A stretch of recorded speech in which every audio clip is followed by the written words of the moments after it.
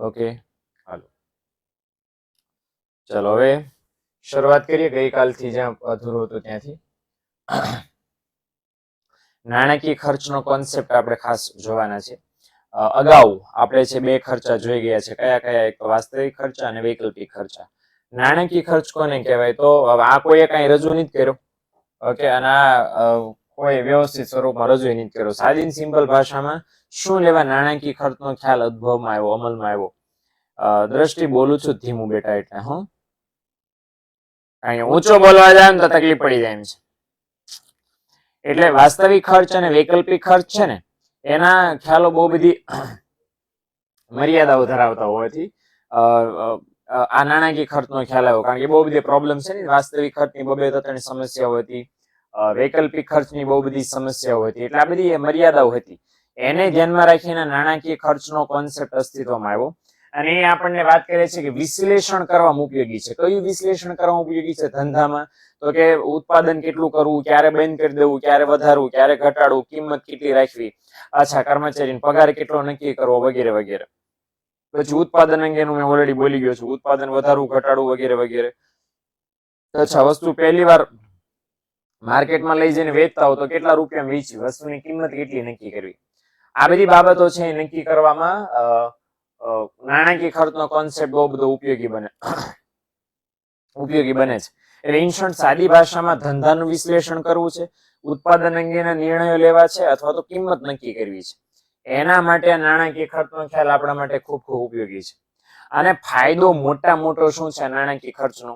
કે ઉત્પાદન ખર્ચ શેમાં મપાય છે, શેમાં ગણાય છે? ઉત્પાદન ખર્ચ નાણાંમાં, રૂપિયામાં ગણાય છે. અને એટલા માટે નાણાકીય ખર્ચનો ખ્યાલ વધારે ને વધારે ઉપયોગી છે. હવે શું લેવા નાણાકીય ખર્ચનો ખ્યાલ ઉપયોગી છે? તો એ લખ્યું છે ઉત્પાદક છે ઓછા ખર્ચે, મતલબ લઘુત્તમ ખર્ચે મહત્તમ નફો મેળવવાનો આશય રાખે છે. આપણે ગઈકાલે જે ડિસ્કસ કર્યું એ પ્રમાણે એવું કઈક તારણ નીકળ્યું હતું કે ઓછામાં ઓછો ખર્ચો, વધુમાં વધુ આવક. આ આપણે જો સીન બેસાડીએ તો એમાં વધારે ને વધારે નફો આપણને જોવા મળે. એટલે ઉત્પાદક હંમેશા એવો આશય રાખે છે કે વધારે ને વધારે નફો મળે. અને એના માટે એ કરવા માટે ખર્ચો કેવો થવો જોઈએ? ઓછામાં ઓછો થવો જોઈએ. વ્યાખ્યા છે નાણાકીય ખર્ચની. ઉત્પાદનની પ્રક્રિયામાં નાણાંના સ્વરૂપમાં જે ખર્ચાઓ થતા હોય એને કેવો ખર્ચો કહેવાય? નાણાકીય ખર્ચ કહેવાય. ઓકે, તો ઉત્પાદનની જે પ્રોસેસ ચાલે છે એના નાણાકીય સ્વરૂપમાં જે ખર્ચાઓ થાય છે એને કેવો ખર્ચો કહેવાય છે? નાણાકીય ખર્ચ.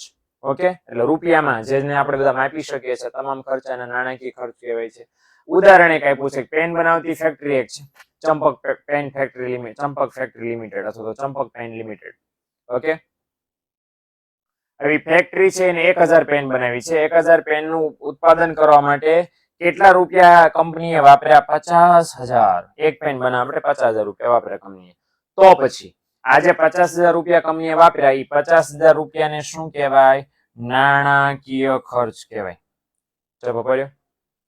સમજી પડ્યું? એટલે જેટલા નાણાંમાં વાપરી શકાય એવા ખર્ચા ઉત્પાદન કરતી વખતે કરો એને કહેવાય ઉત્પાદનનો ખર્ચ. એકદમ સીધો સિમ્પલ છે. એટલે જેટલા ખર્ચા નાણાં માપી શકો એ બધા ખર્ચા નાણાકીય ખર્ચ કહેવાય. Okay, clear? Done? Champak family સાથે બહુ સારો સંબંધ છે. યસ યસ, છેલ્લા 2-3 વર્ષોમાં તો અમારો સંબંધ ખૂબ જ ગાઢ બની ગયો છે. અને મેં ચંપકભાઈને બરાબર ને, મેં ચંપકભાઈને મોજા કંપનીના ઉત્પાદકે બનાવી દીધા છે. ચંપકભાઈને છે પ્રેસિડેન્ટ પણ બનાવી દીધા છે. ચંપકભાઈને ખાડા ખોદતા મજૂર પણ બનાવી દીધા છે. કસ્ટમર બનાવ્યા છે, મારા ફ્રેન્ડ બનાવ્યા છે, બહુ બધું બનાવ્યા છે. ઓકે, ખેડૂતે બનાવી દીધા છે, ઉદ્યોગપતિ પણ બનાવી દીધા છે. ઓકે, એટલે આ વસ્તુ છે. ડન? તો ઈધર આપણે શરૂ કરીએ. બાય ધ વે આજે આપણે શું શીખવાના છીએ? તો આજે આપણે શીખવાના છીએ ટૂંકો ગાળો અને લાંબો ગાળો.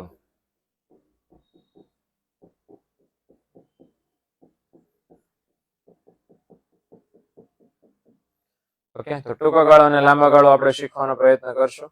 વોટ ઇઝ ટૂંકો ગાળો અને વોટ ઇઝ લાંબો ગાળો? ઓકે, તો સૌથી પહેલા આપણે ભાઈ બહેનો જોવાના છીએ ટૂંકો ગાળો. ઓકે, તો જો તમને સમજાય તો હાવ હેલું છે.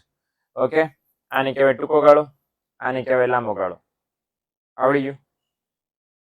આવડી ગયું? આને કેવો ગાળો? હું હાય પાડી દીધી. બોલો, હવે ઈઝી છે ને? હાવ ઈઝી. આને ટૂંકો ગાળો કહેવાય. આને લાંબો ગાળો કહેવાય, અને બહુ લાંબો ગાળો કહેવાય. આના બહુ લાંબો ખબર ઓલા નાના ટેણીઓને એમ કેવી કે હું તને ખોબો ધરી હું તને જાજી ચોકલેટ આપું એમ. પછી એ બિચારું આવડું થયું ને ખોબું કેવડું હોય, ખોબડી હોય ને એની ખોબડી આમ કરે. પછી એમ કે મોટો મોટો મોટો બરાબર. પછી એમ કે તારે આઈસ્ક્રીમ ખાવો તો કે હા હા. કેટલો ખાવો છો? બહુ જાજો. પછી કે હજી કેટલો? બહુ જાજો. પછી એ આમ આમ આમ આમ આમ કરતા કરતા કરતા કરતા આમ પહોંચી જાય બહુ જાજો બહુ જાજો બહુ આટલો બધો ખાવ આટલો બધો એમ. જોયું છોકરાને કે કેટલો ખાવ? આટલો બધો એમ આટલો બધો. એટલે ટૂંકો ગાળો એટલો અમથો છે, આ એટલો અમથો અને લાંબો ગાળો એટલો બધો. ને એવું કોઈ માપ છે નહીં. તો માપ શેના આધારે પાડવાનું છે આપણે?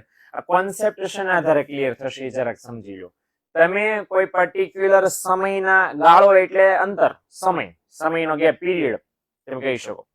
તો ટૂંકો ગાળો લાંબો ગાળો શેના આધારે ડિફાઇન કરવાનો છે આપણે? તો સાદી ભાષામાં સમજો કે ઉત્પાદનના બહુ બધા સાધનો છે. ભટ્ટ સમજાવી દે બેટા, પહેલા હું સમજાવી લઉં. હા, તો ઉત્પાદનના બહુ બધા સાધનો છે, સ્થિર સાધનો. હાલો પહેલા તમે એકાઉન્ટ્સમાં ઘૂસવું પડશે આપણે, એકાઉન્ટ્સમાં. ઓકે, હાલ હું તમારું એકાઉન્ટનું નોલેજ જરાક મને કરો. ધંધામાં એક પ્રકારની મિલકતો છે જેને કહેવાય છે બિન ચાલુ મિલકતો કે કાયમી મિલકતો. Let me the name. હાલો નામ આપો. બિન ચાલુ મિલકતો, કાયમી મિલકતો તમે જેને કહો છો એના નામ મને જરા કોમેન્ટ્સમાં બતાવો પ્લીઝ, ફટાફટ. યસ, મકાન, બિલ્ડિંગ. બિલ્ડિંગ નો આવે બેટા, મકાન. એકાઉન્ટ્સમાં બિલ્ડિંગ ની જ લખેલું હતું. ઘર નો આવે, ગાડી નો આવે, જમીન. યસ, જમીન. જમીન. ધંધાની વાત થાય છે, ઘરની વાત નહીં બેટા. એકાઉન્ટના રેફરન્સ રાખીને મને જવાબ આપો. હાલો, જમીન, યંત્રો. યસ, હવે કઈક આવ્યું. જમીન, યંત્રો, ફર્નિચર. જમીન, યંત્રો, ફર્નિચર. પછી આ એક મકાન આવી ગયું છે. ફેક્ટરી, વાહનો. યસ, વાહનો. વાહનો વી કેન સે. ઓકે, તો જમીન, મકાન, યંત્રો, ફર્નિચર, ફિક્સર્સ, રોકાણો, વાહનો. બરાબર ને? તો આ બધું આવી ગયું. આ બધાની કેવી મિલકતો કે કાયમી કે બિન ચાલુ. અર્થશાસ્ત્રીની ભાષામાં આપણે અત્યારે જે બોલ્યા, હું નામ જે બોલ્યો એને કહેવાય સ્થિર સાધનો. કહેવાય સ્થિર. આમાં ફેરફાર કરવો તો બહુ વાર લાગે. ઓકે, દાખલા કે જમીન લેવી છે તમારે, દાખલા ડીમાર્ટ થોડી છે જમીન લઈ આવ્યા. માલિક ગોતવો પડે, જમીન ગોતવી પડે, એ વળી પાછું માલિક વેચવા માટે તૈયાર હોવો પડે. તમારી પાસે લેવા માટે પૈસા ના ભાઈ, જમીન 1-2 લાખ રૂપિયામાં આવે, લાખો કરોડો રૂપિયામાં આવે. અચ્છા, તમારી પાસે જમીન હોય તો વેચતા વાર લાગે ને બહુ બધી. લાગે કે ન લાગે વાર? જમીન લેવા વાળા હોય, હાલો 20 આમ કરીને થોડી જમીન વેચી શકે? ન વેચી શકે, વાર લાગે ને. બરાબર ને? ક્લાયન્ટ ગોતતા વાર લાગે છે, પેમેન્ટ કરે એમાં વાર લાગે, સાટા ખાત ને ભાડા કરા ને બરાબર ને ખરીદ વેચાણના દસ્તાવેજ ને હદ માથાકૂટ છે ભાઈ છે ને. માપણી કરાવવી પડે, સર્વે કરવો પડે, લોચા છે બહુ બધા. એટલે તાત્કાલિક નો વેચાય. એટલે જે આપણે બિન ચાલુ મિલકતોની વાત કરીએ છીએ એમાં ફેરફાર કરવો છે તો બહુ ઝાઝો સમય જોઈએ. સિમિલરલી એની સામે એવી પણ ઘણી બધી બાબતો ધંધામાં છે. ફોર એક્ઝામ્પલ, કાચો માલ, શ્રમિકો, વીજળી, બરાબર ને? કાચો માલ, શ્રમિકો, વીજળી, બરાબર ને? તો આ બધી બાબતો એવી છે કે જેને તેમ ધારો એવો ફેરફાર કરી શકો. બરાબર, ધારો તો વધારી શકો, તાત્કાલિક. ધારો તો ઘટાડી શકો. લાઇટમાં હું છે, કાંઈ નહીં, સ્વિચ પાડો એટલે લાઇટ શરૂ. એમાં હું વાર લગાડવાની છે? આવતા મહિને શ્રમિકોની જરૂર જાજી છે. અહીંયા સાવલિયા સર્કલ છે, બાપા સીતારામ ચોક છે, ત્યાં બહુ બધા શ્રમિકો ઉભા રહે છે. બરાબર, શ્રમિકોનો મેળો ભરે સવારમાં. બરાબર, સુરત વાળા જે હશે જરાક કરી શકશે, બાકીના કોઈ શહેરમાં આવું થાય છે કે રામ જાણે, પણ મેં એવું જોયું છે. એટલે એ લોકો જેને મજૂરોની જરૂર હોય એ લોકો ત્યાંથી ઉપાડી જાય. જાજુ કામ જોતું હોય જાજા મજૂર લઈ લો, ઓછું કામ જોતું તો ઓછા મજૂર જોઈ લો. ઓકે, આ વસ્તુ છે. હવે તો મેં કીધું એમ કે એ અમુક સાધનો એવા છે ધંધામાં કે જેને ફટાફટ ફેરવી શકો, એમાં ફટાફટ ચેન્જ લાવી શકો. અમુક સાધનો એવા છે કે એમાં લાંબા ગાળે ચેન્જ થાય. તો ટૂંકો ગાળો અને લાંબો ગાળો, બસ આ તમે કેટલા સમયમાં ફેરફાર કરી શકો છો એના આધારે બને છે. સૌથી પહેલા આપણે ટૂંકો ગાળો જોવાનો પ્રયત્ન કરીએ. ટૂંકા ગાળામાં શું થાય? લખ્યું છે કે ટૂંકો ગાળો એટલે એવો સમયગાળો જે દરમિયાન પેઢીના કદમાં ફેરફાર કરી શકાતો નથી. શું કીધું અહીંયા? કે પેઢીના કદમાં ફેરફાર કરી શકાતો નથી. પેઢીનું કદ એટલે હું? કે પેઢી મોટી ન કરી શકાય, એની નવી બ્રાન્ચ ન ખોલી શકાય, નવો માળ ન લઈ શકાય, નવું સંશોધન ન કરી શકાય, નવા યંત્રો ન લઈ શકાય, નવી જમીન ન ખરીદી શકાય. મતલબ જે બિનચાલુ મિલકતો છે પેઢીના કદમાં ફેરફાર ન કરી શકાય. એટલે જેટલી પેઢીની જે બિનચાલુ મિલકતો છે, બોલે તો જેટલા પેઢીના સ્થિર સાધનો છે, સ્થિર સાધનોમાં ફેરફાર કરી શકાય નહીં. પણ તો હું કરી શકાય? તો સ્થાપિત ઉત્પાદન શક્તિ. સ્થાપિત ઉત્પાદન શક્તિ એટલે શું? પહેલેથી જે છે કંપની પાસે છે જ, પહેલેથી જૂનું જે પડ્યું છે એનો ઉપયોગ કરીને તમે ઉત્પાદનમાં વધારો કે ઘટાડો કરી શકો. એટલે હું છે કે નવું કઈ ન કરી શકો. બે યંત્ર હોય તો બે ના બે રાખી શકો, ત્રીજું નવું ન લાવી શકો, કે એક જૂનું છે વેચી ન શકો. જે છે એનું જ રાખી શકો. જે સ્થાપિત એટલે પહેલેથી હોય જ, એનો ઉપયોગ કરીને તમે ઉત્પાદનમાં ફેરફાર કરી શકો, પણ આ નવું કઈ કરી શકો નહીં. તો એને કહેવાય ટૂંકો ગાળો. બીજા ભાષામાં સમજાવવું છે, ટૂંકો ગાળો સમયનો એવો ગાળો છે જે દરમિયાન પેઢીના કેટલાક સાધનો કેવા હોય છે? સ્થિર. એટલે અમુક સાધનોમાં ફેરફાર નહીં કરી શકાય. ઉદાહરણ છે આઈ હેવ તો પ્લાન્ટ, ઓકે, પછી યંત્ર સામગ્રી, પછી કારખાનાનું મકાન અને મૂડી રોકાણ, જે ધંધામાં આપણે કરીએ છીએ ઓબ્વિયસલી. આ બધા એવા છે કે જેમાં ટૂંકા ગાળામાં ફેરફાર કરી શકાતો નથી. ટૂંકા ગાળામાં આ બધા સાધનો કેવા હોય છે? સ્થિર. ઓકે, તો ટૂંકા ગાળામાં બધા સાધનો સ્થિર આપણને જોવા મળે છે. સિમિલરલી અમુક સાધનો એવા છે ટૂંકા ગાળામાં જેમાં તમે ધારો એવો ફેરફાર કરી શકો. કયા કયા સાધનોમાં ફેરફાર કરી શકાય? નામ જ આપ્યું છે અસ્થિર સાધનો. આમાં ચેન્જ લાવી શકાય. કયા કયા સાધનોમાં ફેરફાર કરી શકાય? કાચા માલમાં ફેરફાર થાય, શ્રમિકોની સંખ્યામાં ફેરફાર થાય, વીજળીમાં ફેરફાર થાય. તો આ બધાને છે તમે વધારી પણ શકો ટૂંકા ગાળામાં અને ઘટાડી પણ શકો. અને એમ કરીને ઉત્પાદનમાં ફેરફાર લાવી શકાય. સપોઝ હું તમને ઉદાહરણ આપું. માની લો દિવાળી મહિનો આવે છે, ઉત્પાદન વધારે કરવું પડે કે ઓછું? જલ્દી જલ્દી જલ્દી સવાલ. યસ, વધારે કરવું પડે. ઉત્પાદન વધારે કરવું હોય તો સીધી વાત છે ને કે આપણે બધું વધારે લાવવું પડે. કાચો માલ વધારે લાવવો પડે, યંત્રો વધારવા પડે, વીજળી વધારવી પડે, 24 કલાક કામની શરૂ રાખવી પડે, બધું વધારે કરવું પડે. પણ દિવાળીની બહુ ઝાઝી વાર નથી. તમે અત્યારે નવું યંત્ર લાવશો, નવું મકાન લેશો, નવી જમીન ખરીદશો તો વાર લાગી જશે. એટલે 2 જ મહિનાની વાર છે દિવાળીને, બરાબર? મેક્સ 2 મહિનાની વાર છે. 2 મહિનામાં કઈક નવું મકાન ઉભું ન થાય, નવી જમીન કઈ લેવા નહીં, બધું માથે પડે. એટલે ઈ આ 2 મહિનાનો ટાઈમ છે. 2 મહિનામાં કોનામાં ફેરફાર કરી શકાય? આમાં ફેરફાર કરી શકાય, આમાં તો નીચેનામાં ફેરફાર કરી શકાય ને. એટલે નીચેનામાં ફેરફાર કરી શકાય. તો કંપની માટે 2 મહિનાનો સમયગાળો કેવો સમયગાળો કહેવાય? ટૂંકો ગાળો કહેવાય. કેટલા મહિનાનો? 2 મહિનાનો સમયગાળો કંપની માટે કેવો કે ટૂંકો ગાળો? કારણ કે આ સમયગાળામાં કંપની આ બધા ફેરફાર કરી શકે. કાચો માલ વધારે ખરીદી લે, શ્રમિકો વધારે રોકી લે, વીજળી 24 કલાક 7 દિવસ ઉત્પાદન અત્યારે કરે કે દિવાળીની માંગને પહોંચી શકે, હે ને? એટલે સાદી ભાષા. અને હા, એ પણ સમજી લો કે પર્ટિક્યુલર કેટલા મહિના, કેટલા વર્ષ, આવો કોઈ આંકડો કેમ નહીં થાય કે ભાઈ આટલા 6 મહિનાનો ટૂંકો ગાળો કહેવાય, 1 વર્ષનો ટૂંકો ગાળો કહેવાય. એટલા માટે નથી આપ્યો કારણ કે કંપનીએ ટૂંકો ગાળો અલગ અલગ હોય. કંપનીએ ટૂંકો ગાળો અલગ અલગ હોય. For example Reliance, Tata, railway જેવી કોઈ કંપની છે, એના માટે ટૂંકો ગાળો 1-2 વર્ષનો હોય. કારણ કે એવડું મોટું બધું માળખો છે જાજો બધો, એમાં નાનો એવો ફેરફાર કરવો હોય તો તમારે 1 વર્ષ લાગે. અને આપણી લિજ્જત પાપડ બનાવતી કંપની હોય તો, બરાબર ને, હાલે માંડ બેવા કામ, હાલ કાલ માંડ પાપડ બનાવવા, ખતમ. આપણી ચંપક મોજા લિમિટેડ છે તો ખતમ. 1 મહિનામાં તો બધું ફરી જાય, હે ને?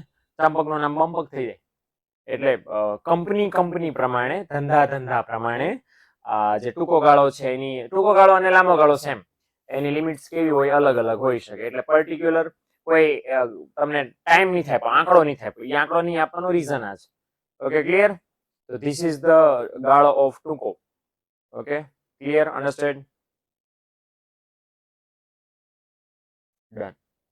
આગળ વધીએ. હવે જોઈએ ભાઈઓ બહેનો લાંબો ગાળો. What is this? લાંબો ગાળો.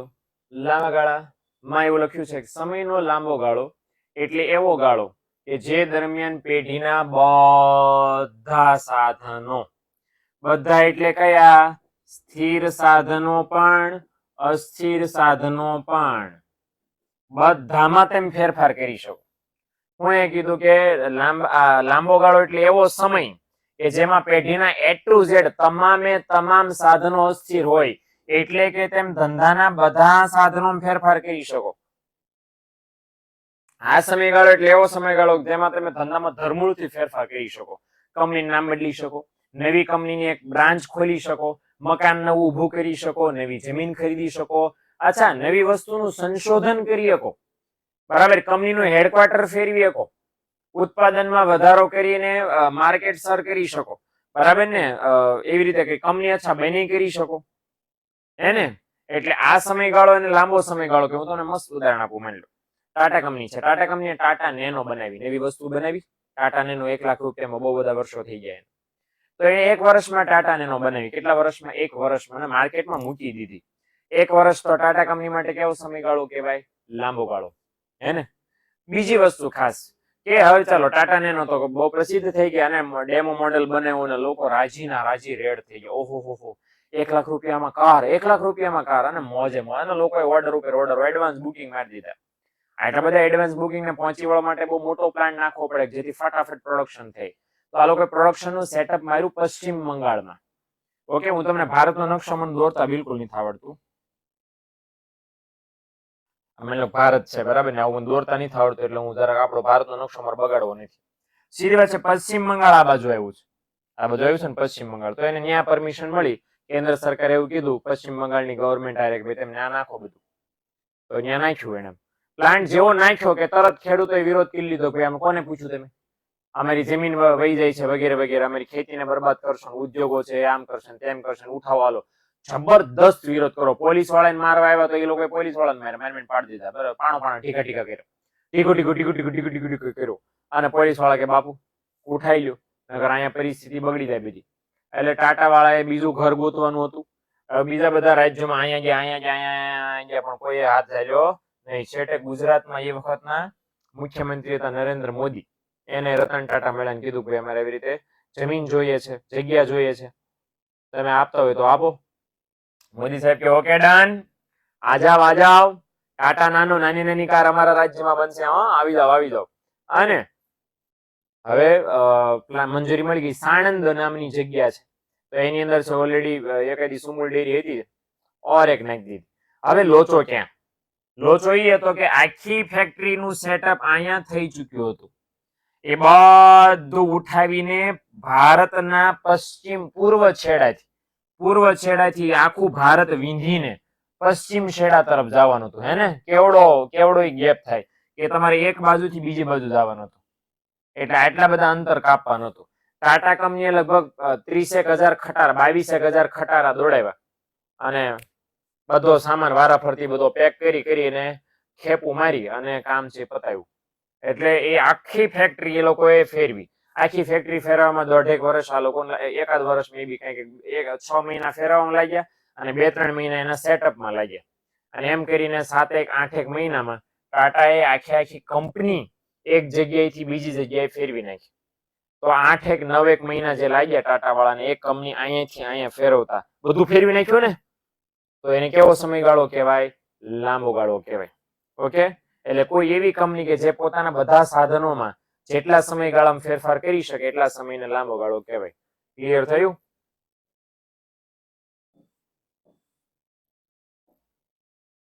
ઓકે, હાલો. હવે બધા સાધનો એટલે તો અહીંયા કહેવાની કઈ જરૂર નથી. પ્લાન્ટ, યંત્ર સામગ્રી, કારખાના, મકાન, શ્રમિકો, વીજળી, કાચો માલ વગેરે, આ બધામાં તમે ફેરફાર કરી શકો અને ઉત્પાદનમાં ધારો તો વધારો કરી શકો, ધારો તો ઘટાડી શકો. ભાઈ દેવા એવો સમય છે કે તમે નવી જમીન લઈ શકો ને જૂની જમીન વેચી શકો. નવું મકાન, કારખાનાનું લઈ પણ શકો, વેચી પણ શકો. નવા યંત્રો લઈ શકો, વેચી શકો. ઓકે, તમારી પાસે ટાઈમ છે. ઓકે, તો ધીસ ઇઝ લાંબો ગાળો. જો લખ્યું છે પેઢી લાંબા ગાળે નવી અને આધુનિક યંત્ર સામગ્રી વડે ઉત્પાદનના એકમનું કદ વધારી શકે. મતલબ લાંબા ગાળે પેઢી જો ધારે તો છે નવી ટેકનોલોજી લાવી શકે પોતાના ધંધામાં, નવા યંત્રો લાવી શકે અને ઉત્પાદનનું કદ એટલે નાની કંપની હોય તો મોટી કંપની બનાવી શકે. કેમ આપણું વિદ્યાકુલ નાનું બચુકડું હતું, મોટું ડબલું થઈ ગયું બચુકડું, તો આપણું વિદ્યાકુલ નાનામાં જ મોટું બન્યું. તો એને કેવો સમયગાળામાં થયું કહેવાય? એને લાંબો ગાળો થયો કહેવાય. 3 વર્ષ. 3 વર્ષ આપણા વિદ્યાકુલ માટે કેવો સમયગાળો કહેવાય? લાંબો ગાળો કહેવાય. બીજું સમજી લો. બાલાજી કંપની નામ સાંભળ્યું છે? બાલાજી. ઓકે, બાલાજી ક્યાં સાંભળ્યું છે?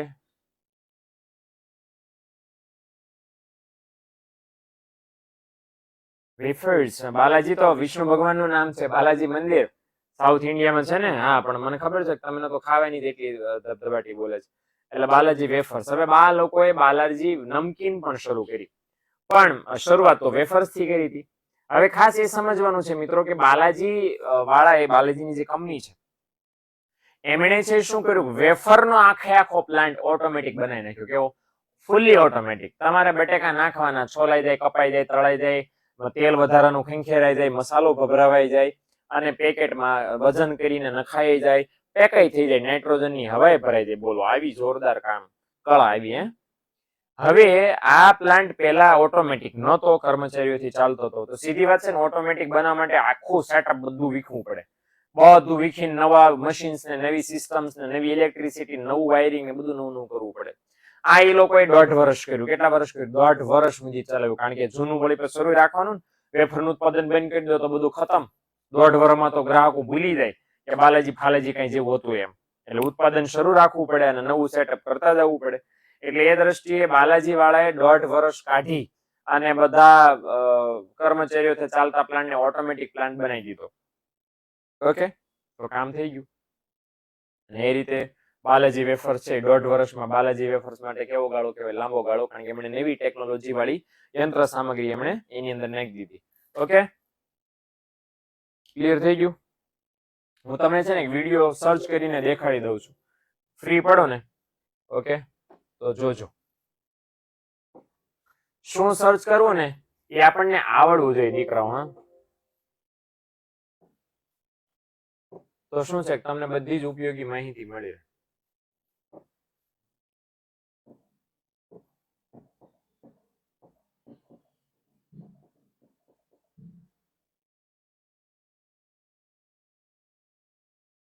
Okay. This is dashboard.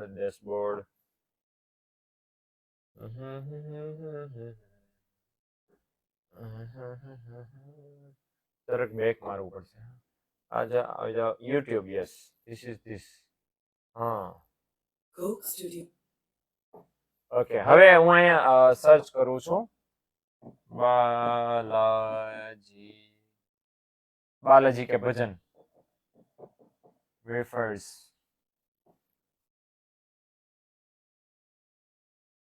Okay, તો અહીંયા જશો તો જરા કઈ નેશનલ જીઓગ્રાફિક નું સરસ મજાનું તમને દેખાશે સુપર ફેક્ટરીઝમાં કે કઈ રીતે આ લોકો કામ કરે છે. ઓકે, તો this is the factory, this is the video. અહીં કેપ્શન તમારી સામે છે, Balaji wafer super factory by National Geographic. અરે આય હાય.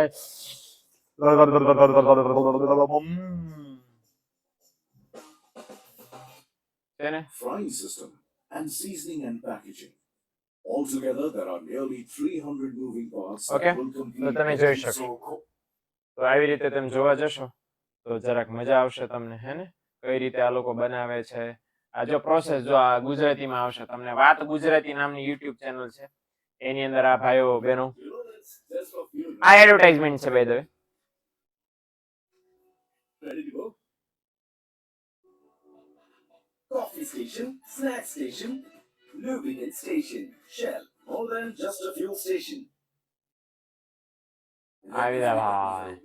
अभी इस link पे click करो.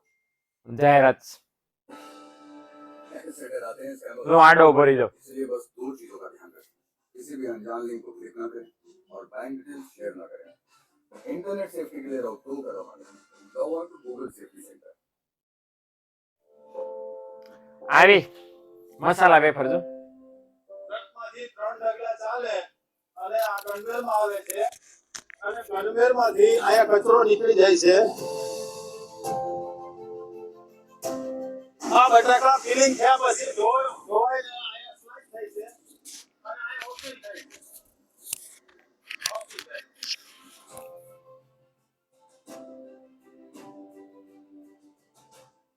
આ પેલા સાદી વેફર બને, પછી એમાંથી આ મસાલા બને. સાદી પણ બને, મસાલા પણ બને.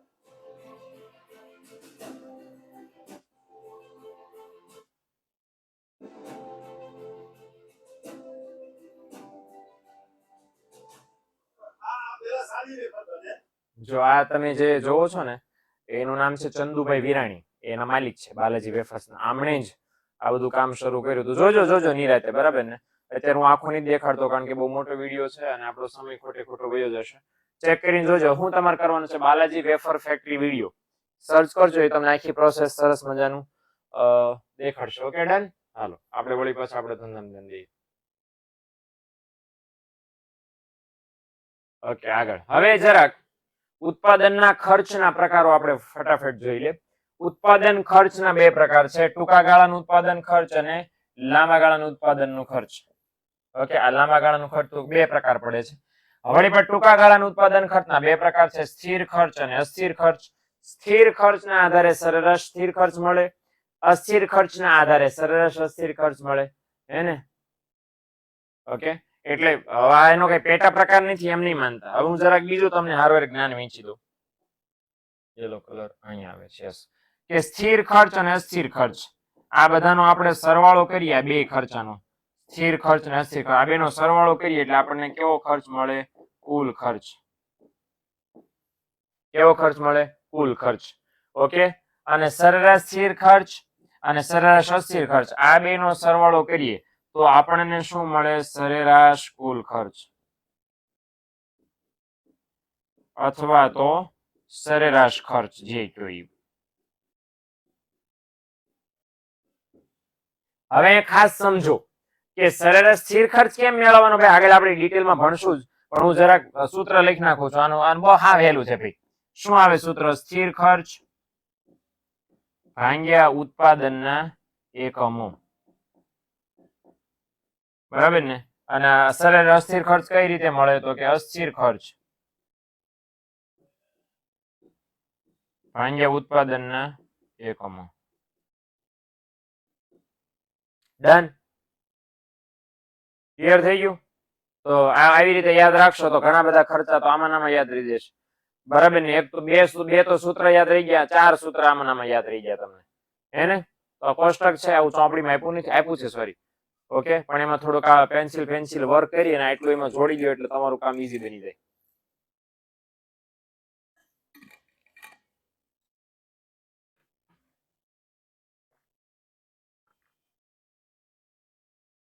ઓકે, હલો આગળ વધીએ અને ભણીએ સ્થિર ખર્ચ. બહુ સહેલો છે, એકદમ ઈઝી પીઝી સમજવામાં. તો ચલો સ્થિર ખર્ચ કોને કહેવાય? સ્થિર ખર્ચ માટે એવું કહેવામાં આવ્યું છે કે સમયના ટૂંકા ગાળામાં ઉત્પાદન વધે, ઘટે કે ઝીરો થઈ જાય. બરાબર છે? સમયનો ટૂંકો ગાળો, આપણે ટૂંકા ગાળાની વાત કરીએ છીએ, એમાં તેમ ઉત્પાદન ગમે એટલું વધારો, ગમે એટલું ઘટાડો કે હાવ ઝીરો કરી દો, પણ ખર્ચમાં કોઈ ફેરફાર થાય નહીં. ખર્ચમાં કઈ ફેરફાર ન થાય તો એવા ખર્ચને કેવો ખર્ચ કહેવાય? કેવો ખર્ચ કહેવાય? સ્થિર ખર્ચ કહેવાય. ઉત્પાદન ગમે એટલું વધારો તો એને કઈ ફેર ન પડે, ઉત્પાદન ઘટાડો તો એને કઈ ફેર ન પડે, અને ઉત્પાદન ઝીરો કરી નાખો તો એને કઈ ફેર ન પડે. થાતો એટલો જ થાય. બરાબર ને? એક દુનિયામાં એક પ્રજાતિ છે માણસોની જેને કહેવાય છે જડ. શું કહેવાય છે? જડ. ખબર ને? ઘણી વખત નથી કહેતા જડ જેવો છો. એટલે શું? એને કોઈ ફેર ન પડે. ગમે એટલા વઢો, ગમે એટલું સમજાવો, એને ગમે એટલી તમે ખાતરી આપો, ગમે એટલી શિખામણ આપો, ગમે એટલું સમજાવો, એ ગુઘાને ભાન ન પડે તો ન જ પડે. એનું મનનું માન્યું જ કરી. ધેટ ઇઝ જડ બુદ્ધિ. એને ફરે નહીં એને. ઓકે, તો સિમિલરલી આપણો સ્થિર ખર્ચ પણ જડ છે. ઉત્પાદન ગમે એટલું વધે, ઉત્પાદન ગમે એટલું ઘટે, ઉત્પાદન ઝીરો થઈ જાય, ખર્ચમાં કોઈ ફેરફાર થાય નહીં, તો એને ખર્ચને કેવો કહેવાય છે? ખર્ચ. બહુ બધા ખર્ચા એવા છે કે ઉત્પાદન, બહુ બધા ધંધામાં એવા ખર્ચા થાય છે કે ઉત્પાદન એને કઈ લેવા દેવા નથી. તમે ઉત્પાદન કરો તોય ઠીક ને ન કરો તોય ઠીક, થાય એટલે થાય જ, શોર એટલે શોર. હે ને? તો આ એક પ્રોબ્લેમ છે. ઓકે, હવે સ્થિર ખર્ચ માટે એવું કહેવાય છે કે સ્થિર ખર્ચને કેવો ખર્ચ કહેવાય? ઓવરહેડ ખર્ચ પણ કહેવાય. સ્થિર ખર્ચને કેવો? ઓવરહેડ. અને ઇંગ્લિશમાં નામ છે, ગુજરાતી રામ જાણે શું થાય, પણ ઇંગ્લિશ જ નામ આપ્યું છે. ઓવરહેડ ખર્ચ પણ કહેવાય. ઓકે, માથે જ વયો જાય એમ. હેડ એટલે માથું, ઓવર એટલે માથે જ વયો જાય. તો આપણે આમ માથે જ વયો જાય. ઓકે, તો જો લખ્યું છે ઉત્પાદનના ટૂંકા ગાળામાં સ્થિર ખર્ચને ઉત્પાદનના પ્રમાણની સાથે કોઈ સંબંધ હોતો નથી. મતલબ આ ભાઈને સ્થિર ખર્ચને ઉત્પાદન હારે કોઈ નાક નેઠાનો સંબંધ નથી. ઉત્પાદન વધે, ઘટે, શૂન્ય થાય, કાંઈ પણ થાય, આ ભાઈ એમનામ ટક્યા રહે. એ થાતો એટલો થાય. હે ને? હું તમને ઉદાહરણ આપું એટલે સમજાશે. ફોર એક્ઝામ્પલ, મકાનનું ભાડું. કારખાનાનું મકાન માની લો કે તમારી માલિકીનું હોય ને કોકની પાસે ભાડે તેમ વાપરતા હો અને ભાડું માની લો કે નક્કી કર્યું 80,000 રૂપિયા, કારણ કે મકાન છે કારખાનાનું મકાન તો એટલું તો કોર્પોરેટ ભાડું હોય જ. 80,000 કેટલા રૂપિયા? 80,000. અભિષેક એ જ ઉદાહરણ આપીને સમજાવું, જો સમજો. 80,000 રૂપિયા ભાડું છે. હવે 80,000 રૂપિયા ભાડું છે, તમે ભાડે મકાન લઈ લીધું તો સીધી વાત છે કે જે મકાનનો માલિક છે એ તમને કહેશે ને મહિનો પૂરો થાય 80,000 જોશે ભાઈ. ભાડે મકાન લઈ લીધું એટલે મહિનાના 80,000 ચૂકવવાના ફિક્સ થઈ ગયા. ભાડે મકાન લીધા પછી તમે 12 કલાક દર બરાબર આખો મહિનો 12 કલાક કંપની ચલાવો મકાનમાં, તો કેટલું ભાડું દેવું પડે? હાલો મને આંકડો કહેવાનો છે તમારે, કેટલા ભાડા દેવા પડે? 12 કલાક તેમ કંપની ચલાવી. હાલો શનિ રવિ રજા રાખી તો શનિ રવિ રજા રાખી તો 80,000. અચ્છા 2 કલાક કંપની ચલાવી તો સેમ જ. 4 કલાક કંપની ચલાવી તો સેમ જ. 24 કલાક કંપની ચલાવી તો સેમ જ ને. એટલે એટલે આજે ન આવી. ના ના આવશે. શાંતિ રાખો. માર્શલ દાદા નો આવે એકઈ લેક્ચરમાં એવું બનવાનું જ નથી. આવશે, શાંતિ રાખો. ઓકે, ટબો પડ્યો ને. એટલે અમુક ખર્ચા એવા છે કે તમે ઉત્પાદન કરો કે ન કરો, 25 કલાક તો ના, એટલે 25 કલાક આવતો જ નહીં બટું, ધ્યાન રાખ. તો 24 કલાક ફેક્ટરી ચલાવો તોય ઓલો તમને ભાડા વાળો 80,000 જ માંગશે ને ભાઈ, સીધી વાત છે. એટલે અમુક ખર્ચા એવા છે કે ઉત્પાદન ઓછું કરો, વધારે કરો, વોટ કાંઈ પણ કરો, ખર્ચો એટલો ને એટલો જ થાય. હવે સમજણ પડી ને અભિષેક? ટબો પડ્યો ને બેટા? એટલે આ રીતનો વહીવટ છે. ઓકે, હાલ તો ઉદાહરણ જો એટલે ઓર ખ્યાલ આવશે.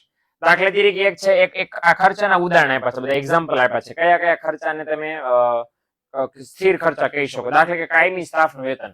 એવો કયો મને કહો તો ઉદાહરણ તરીકે એવો કયો સ્ટાફ છે ધંધામાં કે જેને ઉત્પાદન હારે કઈ લેવા દેવા નથી, એને ધંધા હારે કંપની હારે લેવા દેવા છે. જ્યાં સુધી કંપની હોય ત્યાં સુધી માણસો રહેશે. ઉત્પાદન બંધ થાય તો એ માણસોની જરૂર પડે, ઉત્પાદન શરૂ હોય તો એ માણસોની જરૂર પડે. બોલો કોણ એવા લોકો કે જેને ઉત્પાદન હારે કઈ લેવા દેવા નથી, બસ એ કામ કર્યા કરે? ઓકે બોલો ચાલો. હાલો સીએ. ટીચર્સ નહીં બેટા, ધંધાની વાત થાય છે.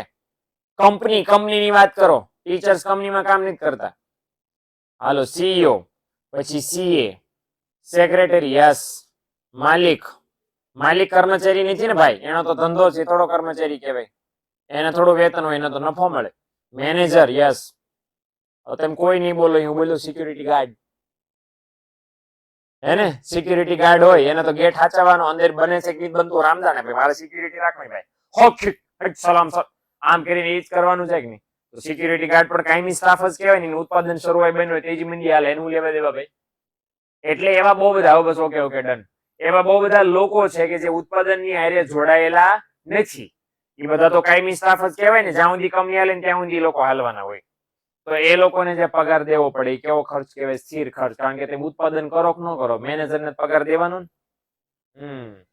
હાલો કારખાના મકાનનું ભાડું ઓલરેડી મેં તમને સમજાવ્યું. અચ્છા મિલકત વેરો. મિલકત વેરો એટલે શું? કે ઇંગ્લિશમાં કહેવાય પ્રોપર્ટી ટેક્સ.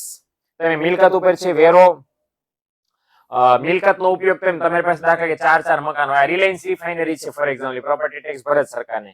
એની પાસે 19 કિલોમીટરના એરિયામાં ફેલાયેલી મોટી જબરી રિફાઇનરી છે, એ ખબર છે ને? તો સંપત્તિ ઉપર જે ટેક્સ સરકારને દેવો પડે. હવે તમે સંપત્તિ વાપરતા હો કે ન વાપરતા હો, તમારા નામે છે, તમારી માલિકીની છે, એટલે તમારે વેરો ભરવાનો. એ સંપત્તિનો ઉપયોગ ઉત્પાદનમાં કરો કે ન કરો વોટેવર, તો એને મિલકત વેરો કહેવાય. એક બીજો વેરો છે વ્યવસાય વેરો. વ્યવસાય વેરો એટલે શું? એને ઇંગ્લિશમાં કહેવાય પ્રોફેશનલ ટેક્સ. બરાબર. ટીચર્સ, વકીલો, ડોક્ટરો, ટ્યુશન ક્લાસીસ ચલાવનારા લોકો, સ્કૂલો ચલાવનારા સંચાલકો, આ બધા લોકો વ્યવસાયકારો કહેવાય. ડોક્ટર્સ ફોક્ટર્સ બધા આવી ગયા આમાં. હવે ડોક્ટર છે દર્દીને ઓછા તપાસે વધારે તપાસે, એને વ્યવસાય વેરો જે ફિક્સ, એ વ્યવસાય વેરો રકમ ફિક્સ હોય, એ તો દેવી જ પડે ને. હા કે ના? એટલે બરાબર ને. युवराज कुमार टीटी એવું કે છે, ये क्या बोल रहे हैं सर हैं वो गुजराती में बोल रहे हैं इसलिए आपको कदाच समझ में नहीं आ रहा है. એટલે हमारे जो सारे के सारे लेक्चर होते हैं गुजराती में होते हैं. ओके, तो इसलिए कदाच समझ में नहीं आता होगा आपको. ओके चलो. ओके, हिंदी बुक्स नहीं मिले भाईबंद, इधर गुजराती में मिलेगा सब कुछ. बराबर. और हमारा गुजराती बाबा गुजराती जैसा है, तो हम हिंदी नहीं बोल सकते, गुजराती, कारण के हमारे सारे स्टूडेंट गुजराती हैं. अगर मैं गुजराती लंबा टाइम बोलूंगा तो फिर गुजराती का वो कचरा हो जाए, सॉरी हिंदी लंबा टाइम बोलूंगा तो ये बोलूगा हो जाएगा, वो बाबा हिंदी हो जाएगा, इसलिए गुजराती हमारे में ठीक है। ओके, તો વ્યવસાય વેરો હું તમને સમજાવતો હતો. અચ્છા, લાયસન્સ ફી ની વાત આપણે કરી. લાયસન્સ ફી એટલે શું? અમુક એવા જોખમી ધંધાઓ છે, ફોર એક્ઝામ્પલ કેમિકલ ફેક્ટરીઝ, ફટાકડા બનાવતી ફેક્ટરીઓ, એને લાયસન્સ લેવું પડે ગવર્મેન્ટ પાસેથી ધંધો શરૂ કરવા માટે. ઓકે, લાયસન્સ લ્યો પછી કામ થાય, પછી ઉત્પાદન કરી શકો. એટલે એકવાર લાયસન્સ લઈ લીધું, ફી ભરી દીધી, પછી ઉત્પાદન કરો તોય ભલે, ન કરો તોય ભલે. અને પછી દર વર્ષે રિન્યુ કરાવવું પડે. રિન્યુ કરવા માટે ફી ભરવી પડે.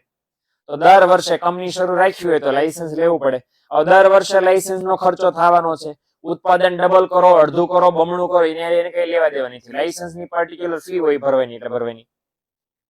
પછી છે મૂડી ઉપરનું વ્યાજ. લોન લીધી બેંક માંથી 20 લાખની, એને 20 લાખ રૂપિયાની લોન લીધી બેંક માંથી, 20 લાખની લોન બેંક માંથી લઈએ, પછી રૂપિયા વાપરો કે ન વાપરો, બેંક વાળા વ્યાજ માંગે, ભરવું પડે કે ન ભરવું પડે?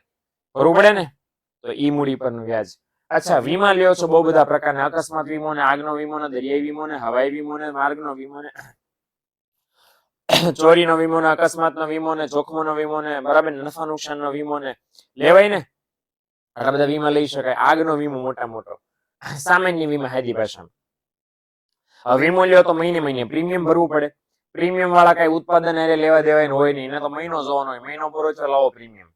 ઇન શોર્ટ, આ બધા ખર્ચા એવા છે કે તમે ધંધામાં ઉત્પાદન કરો કે ન કરો, વધારે કરો કે ઓછું કરો, તમારે એટલો ખર્ચો કરવો પડે. For sure. ક્લિયર થઈ ગયું? આ વસ્તુ ખાસ ધ્યાનમાં લેવાની. સમજણ પડી ને? હાલો આગળ વધીએ. અનુસૂચિ જોઈ લઈએ આપણે સ્થિર ખર્ચની. હવે અનુસૂચિ પ્રમાણે મિત્રો આપણે જોવા જઈએ તો અહીંયા અનુસૂચિ છે ને, એ અનુસૂચિમાં આપણે અહીંયા શું ખાસ ધ્યાન રાખ્યું છે કે ઉત્પાદન અહીં કેટલું છે 0, પછી કેટલું થયું 10, પછી થયું 20, પછી 30, પછી 40 ને પછી 50. સિમિલરલી એની સાથે સાથે કુલ સ્થિર ખર્ચમાં શું થાય છે? વધારો થઈ રહ્યો છે? ના રે ના. ઘટાડો થઈ રહ્યો છે? ના રે ના. અહીંયા જોઈ લો, વીમા પ્રીમિયમ પણ ભરવું પડે, તો ભરવું જ પડે ને. ઓકે, युवराज भाई 2 मिनट आप शांति रखेंगे प्लीज, मैं आपको बाद में बोलता हूँ, ठीक है? ओके, तो દર વર્ષે કેટલું છે? દર વર્ષે નહીં, દર વખતે કેટલું છે? 100 છે ને, દર વખતે 100. એટલે અહીં કહેવા શું માંગે છે કે ઉત્પાદન 0 હોય તો પણ 100, અને ઉત્પાદન 10, 20, 30, 40, 50 હોય તો પણ કેટલા? 100. એટલે નિયમ છે. એ પ્રમાણે જો તમે આકૃતિ દોરો છો તો આકૃતિ કંઈક આવી બને. આ ઉભા થાંભલા દેખાય એવી આપણે નહીં દોરવાની આકૃતિ. એટલે હું જરાક થોડુંક પાછું મારું છું. આપણે આકૃતિ દોરીએ તો કેવી દોરવાની છે? એક્સ અક્ષ વાય અક્ષ દોરી નાખ્યા છે મેં.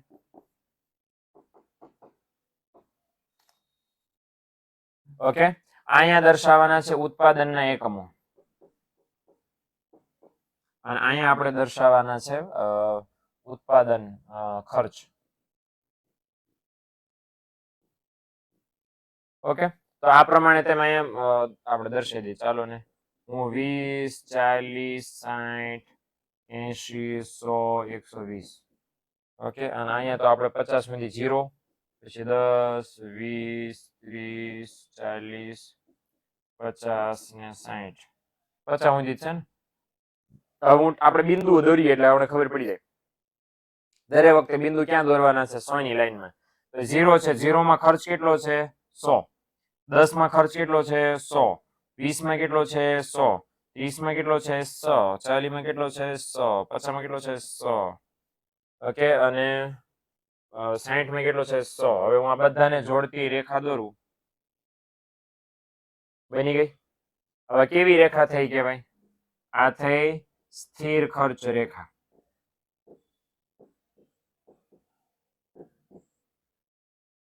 કેવી રેખા થઈ કહેવાય? સ્થિર ખર્ચ રેખા. આવી કેમ મળી ભાઈ? તો સ્થિર ખર્ચ રેખા છે કોને સમાંતર મળી કહેવાય? એક્સ અક્ષ આડી ધરીને સમાંતર મળી કહેવાય. ઓકે, આનો કોઈ ઢાળ નથી, નથી ધન ઢાળ કે નથી ઋણ ઢાળ. શા માટે ધન ઢાળી નો મળ્યો, ઋણ ઢાળી નો મળ્યો ભાઈ? એટલા માટે નો મળ્યો કારણ કે એને ઉત્પાદનની હારે કઈ લેવા દેવા નથી. ઉત્પાદન ખર્ચમાં કોઈ ફેરફાર, અહીંયા કોઈ ફેરફાર થાય તો કઈક ઢાળ મળે ને. અહીંયા દાખલા તરીકે ઉત્પાદનનો ખર્ચ વધતો જતો તો ધન ઢાળ મળે, ઘટતો જતો તો ઋણ ઢાળ મળે, પણ નથી ઘટતો નથી વધતો, એટલા માટે આ ખર્ચ સ્થિર ખર્ચની રેખા કેવી મળી? આડી ધરી x અક્ષને સમાંતર મળી. ઓકે, તો ધીસ ઇઝ ધીસ. ક્લિયર? તો આટલું તમારે ખાસમ ખાસ દોરવાનું થશે આવી રીતે, હે ને? બાકી ચોપડી પ્રમાણેની આકૃતિઓ તો છે જ.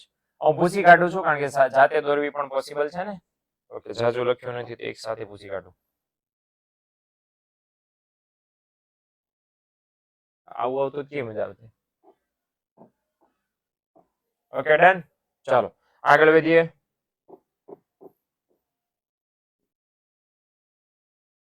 તો એનાલિસિસ આપણે જોતા નથી, ખાલી એનાલિસિસમાં એવું છે કે આપણને 5 જેટલા બિંદુ મળ્યા, ABCD F 6 જેટલા બિંદુઓ, અને દરેક વખતે બિંદુ કેવું રહે છે? સ્થિર. બરાબર ને? સ્થિર રહે છે એટલે x આ જે સ્થિર ખર્ચ રેખા છે એ કોને સમાંતર રહે છે? પાયાની ધરીને સમાંતર. પાયાની ધરી એટલે આડી ધરી જે છે એને સમાંતર રહે છે. ઓકે, તો ધીસ ઇઝ ધીસ. ઓકે, તો અહીંયા સુધી આપણે રાખिए. ऑलरेडी 6:59 થઈ ચુકી છે. अपन के जाने का वक्त आ गया है, तो अपन इधर से विदा लेंगा और हम આગળ फिर मिलेगा. ओके, તો આવજો, ટાટા, બાય બાય, સી યા. અને આવશું ત્યારે મારા સારા ગળા સાથે મોજ કરશો. બરાબર ને? સરસ મજાની. ઓકે, ચલો આવજો, ટાટા, બાય બાય.